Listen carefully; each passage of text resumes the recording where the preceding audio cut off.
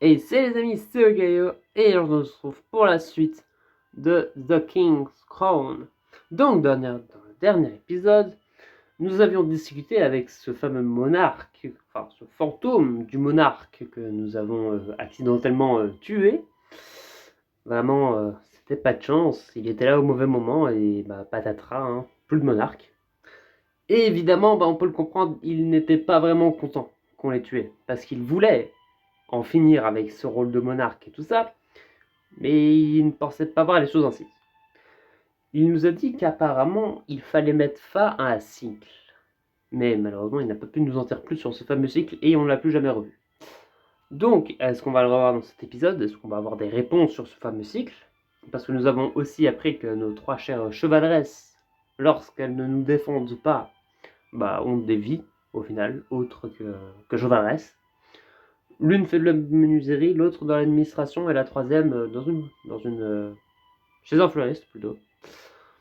Et du coup, on va continuer et voir ce qu'on a d'intéressant. Parce que nous n'avons pas eu d'informations sur Rosen et sa vilaine bande. Donc, est-ce qu'on va rencontrer d'autres adversaires? Est-ce qu'on va retomber sur Rosen par pur hasard? Et c'est ce qu'on va découvrir. Ce soir-là, j'arrive à la maison et me retrouve dans un salon déjà occupé. Les voilà! Enfin! Qu'est-ce qui t'a pris? Qu'est-ce qui t'a pris sinon? Comment ça? Je sais qu'on avait prévu de se retrouver pour l'entraînement, mais on n'avait pas prévu d'heure, pas vrai? Tu as été attaqué la dernière fois que tu étais seul.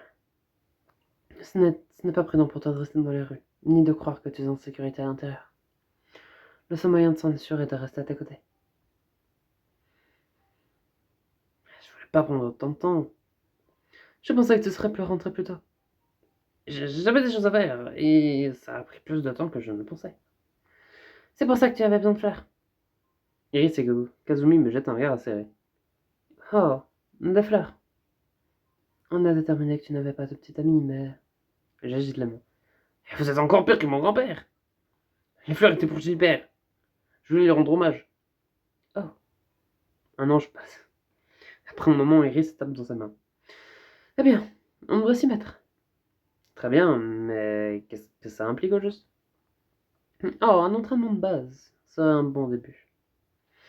On va t'apprendre à te défendre et à te battre. Puis on tentera de découvrir comment maîtriser le pouvoir de la couronne. Je vois. On ne devrait pas manger d'abord. Tu as raison. On sera plus efficace avec l'estomac plein. Très bien, est-ce que... Iris se lève. Je prépare le repas. Ah, attendez, je peux cuisiner. Tu vas choisir un repas selon tes goûts. Mais je vais nous préparer un repas avec la bonne nutrition pour notre entraînement. Mais elle se dirige vers la cuisine avant que je n'aie le temps de finir.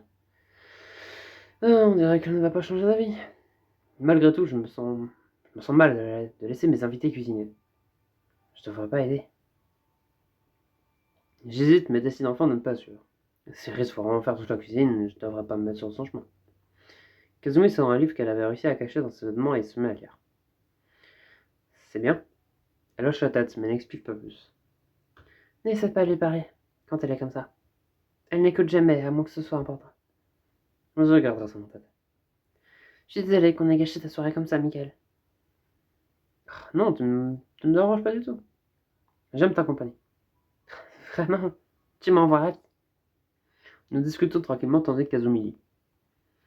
Enfin, Iris revient de la cuisine avec 4 bols de soupe et un plat de viande. Waouh, tout a l'air si bon. Manger. On veut avoir assez d'énergie pour l'entraînement. Tu donnes vraiment l'impression que manger est une corvée. Et quoi? Tu peux pas s'asseoir et apprécier un repas parce qu'il est délicieux? Bien sûr que je peux. Elle s'inquiète pour toi. Quoi? C'est pour ça qu'elle donne la priorité sur ce qui peut t'aider à te défendre. C'est normal que je m'inquiète de la santé de Michael. On devrait tous s'en inquiéter. C'est le monarque. Bien sûr. Kazumi hausse ses épaules et se met à manger. Oh, je viens de réaliser qu'on te fera attendre le grand-père de Michael. Non, vous en faites pas pour ça. Il rentre tard, normalement. Je vais lui en laisser de côté, alors. C'est vraiment gentil de ta part. Elle était tellement concentrée sur la nutrition de ce repas que je m'attendais pas à ce qu'elle pense à papy. Je suis sûr qu'il adorera. Bien. En fait, il va probablement trouver le moyen de te faire faire de la cuisine une fois qu'il aura goûté à ta cuisine. Iris pousse un grognement. On verra. Je rigole, mais elle n'a pas l'air totalement opposée à cette idée. Leur repas est surprenamment délicieux. Mais plus que ça, m'asseoir avec les autres me rend et me réchauffe le cœur. Je sais qu'on s'est rencontrés dans des circonstances particulières, mais ça me dérangerait pas plus. Ça me dérangerait pas de faire ça plus souvent. Très bien. Si tout le monde a fini de manger, commençons. Il y a 16 espaces devant le garage alors.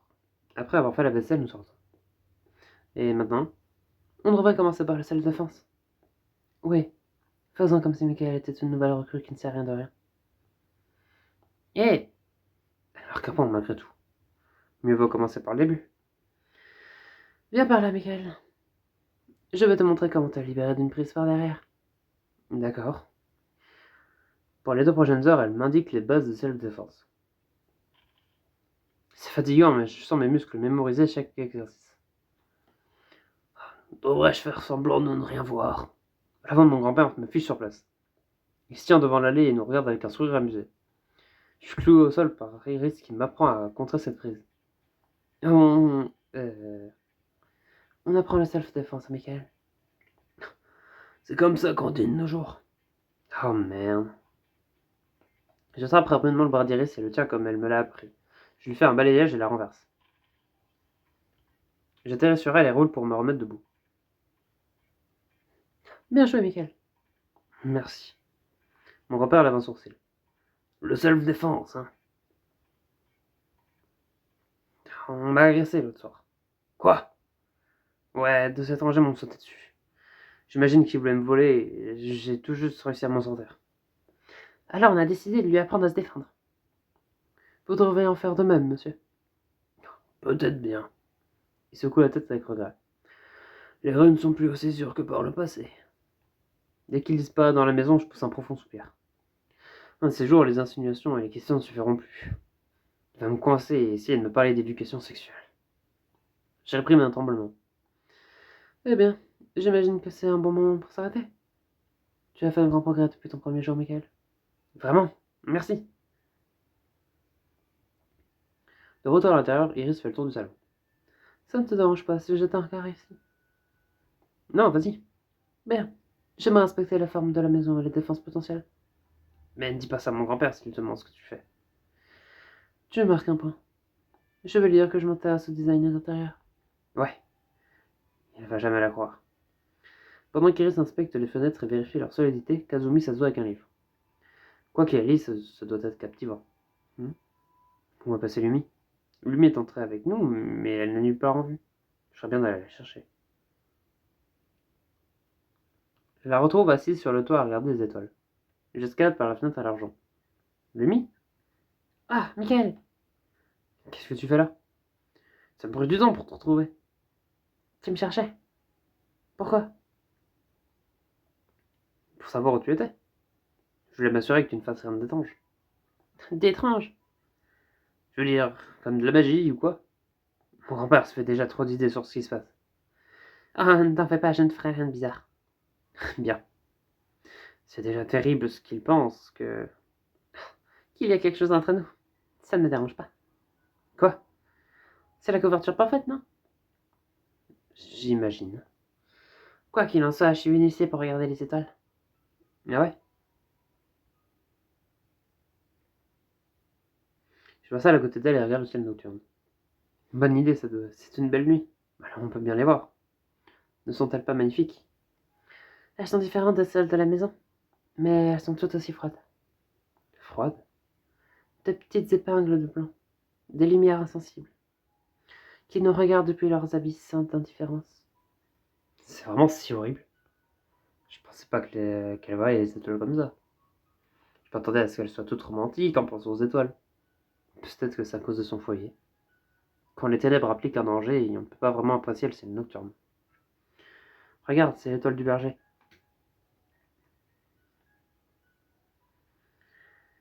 L'étoile du quoi? La grosse étoile brillante, là. Elle plisse les yeux et essaye de voir où je pointe. On l'appelle l'étoile polaire ou l'étoile du berger. Contrairement aux autres, elle n'a pas l'air de bouger. Ce qui veut dire qu'on peut s'en servir pour naviguer car elle sera toujours au nord. Waouh! Tu vois, les étoiles ne sont pas si terribles. Peut-être pas. Je n'ai jamais fait attention aux constellations et à ce genre de choses. Ça me paraît si inutile. Quand la nuit tombe, je dois m'inquiéter de bien plus de choses que de regarder le ciel. Je veux dire, l'étoile du berger est un exemple des bénéfices de la nuit. C'est un phare dans la nuit. Elle se détourne du ciel et me regarde à la place. Et quand je serai de retour chez moi, il n'y a aucune lumière pour me guider. Elles en ont sûrement, mais je sais pas ce qu'elle veut dire. Elle semblait si sombre en regardant les étoiles. Ça me déchire le cœur d'imaginer croire qu'il n'y a aucune lumière dans sa vie. L'espoir peut être ton phare. L'espoir? Ouais, peu importe à quel point la nuit est sombre, tu ne devrais jamais perdre espoir. J'essaie, mais ce n'est pas facile. Je sais. Malgré tout, une part de moi veut encore croire qu'il y a moyen de sauver mon foyer. Il y en a un. Concentre-toi sur cette pensée, tu ne seras jamais perdu dans les ténèbres. Elle a l'air mélancolique, mais hoche la tête. Je vais essayer. Cette nuit, je suis au lit et elle regarde le plafond. Est-ce qu'elle monte vraiment la garde? Plutôt, Iris, Lomi et Kazumi m'ont souhaité bonne nuit et sont partis. Ou en tout cas, elles ont fait mine de partir. Iris m'a assuré qu'elle serait là pour me protéger. Je la vois nulle part, mais j'imagine que c'est le but. C'est rassurant de savoir que j'ai des alliés pas loin, mais je ne sais pas comment expliquer à mon grand-père que 3 filles me regardent pendant mon sommeil. Trop faible. La voix fantomatique me fait sursauter. Gilbert! Je vers la voix basse. En scrutant dans les ténèbres, je peux voir sa forme fantomatique se former au pied de mon lit. Qu'est-ce qu'il y a? Qu'est-ce que tu essaies de me dire l'autre jour? Tu vas être trop faible. Je fais de mon mieux, on s'est entraîné aujourd'hui. Qu'est-ce que je peux faire de plus? Je lui réponds et elle disparaît. Attends! Mais trop tard, il a déjà disparu. Oh. Je retombe sur mon lit et ferme mes yeux. Pourtant, ces paroles continuent de résonner dans mon esprit. Trop faible, hein. Je fais tout pour changer ça, mais est-ce que j'aurai le temps? Et quand le temps viendra, est-ce que ça suffira? On a revu Gilbert, mais pas pour ce qu'on voulait. Apparemment, il n'a pas envie de nous dire ce qu'est ce fameux cycle. Mais on prend des cours de self-défense maintenant. Donc c'est toujours ça de gagner, ça pourra nous servir une fois que le tournoi sera fini, hein, c'est toujours ça. Mais bon, on n'a pas franchement appris grand chose de nouveau, hein, donc on va pas épiloguer là-dessus très longtemps. En tout cas, si jamais cet épisode vous aura plu, n'hésitez pas à vous abonner, à lâcher un like. C'était Okayo. Allez, salut!